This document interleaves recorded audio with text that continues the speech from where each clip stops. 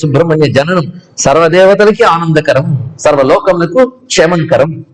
ఆ సమయంలో ఈ పిల్లవాడు పుట్టి అటు ఇటు చూస్తున్నట్టు కూర్చొని అక్కడికి ఒక మహర్షి వస్తున్నాడు.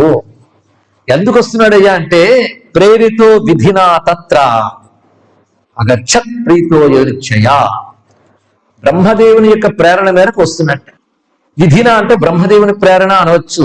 అదేవిధంగా ఏ ప్రణాళిక రచింపబడిందో దాన్ని అనుసరించి వస్తున్నాడు ఆయన. ఆయన పేరెవరయ్య అంటే విశ్వామిత్ర ప్రతాపవాన్.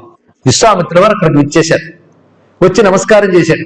అప్పుడు ఆయన ముందు కొన్ని లీలలు ప్రదర్శించాడు అన్నారు. ఏమిటా లీలలో వర్ణించలేదు గాని అనేక లీలలు చూపించాడు. సదృష్ట్వా అలౌకికం ధామ తత్సుతస్య సుతేజస అకరోత్సునితం తస్య సుప్రసన్నేన చేతసః తతస్సోభు తతస్తత్ర సుప్రసన్నో మహోత్కృత్.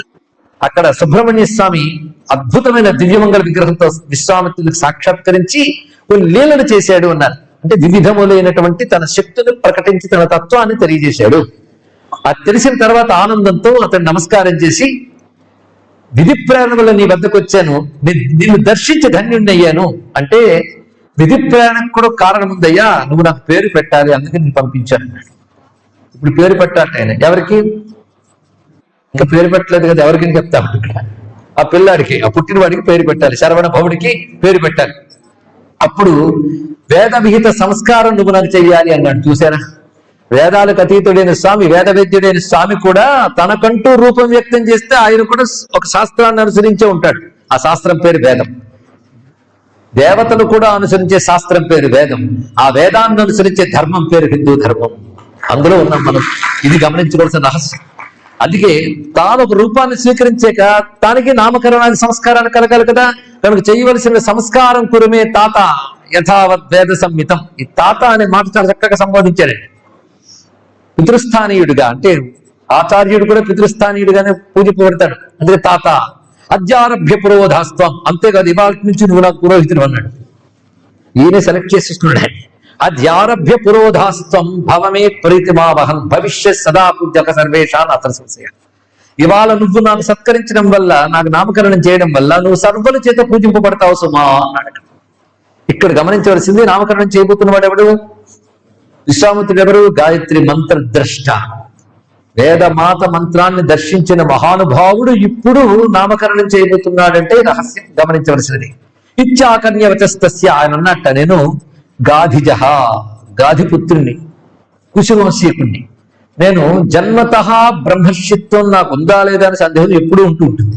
వచ్చింది బ్రహ్మర్షిత్వం. ఇలాంటి వాడిని నన్ను ఎంచుకున్నావేమిటయ్యా అన్నాడు. ఇక్కడ అంటే నువ్వు బ్రహ్మర్షి అనడంలో సందేహమే లేదు. ఆ విషయం మళ్ళీ చెప్తున్నాను. విశ్వామిత్ర పరాన్వేత్వం బ్రహ్మర్షి నాత్ర సంశయ వశిష్ఠాద్యాశ్చ నిత్యం త్వాం ప్రశంసిష్యంతి చాదరాత్. వశిష్ఠాదులు కూడా నిన్ను ప్రశంసిస్తున్నారు, ప్రశంసిస్తారు. పైగా నువ్వు నాకు నామకరణం చేయడం వల్ల ఋషుల్లో నీ స్థానం ఇంకా ఉత్కృష్టమైపోతుంది సుమా అన్నట్టు.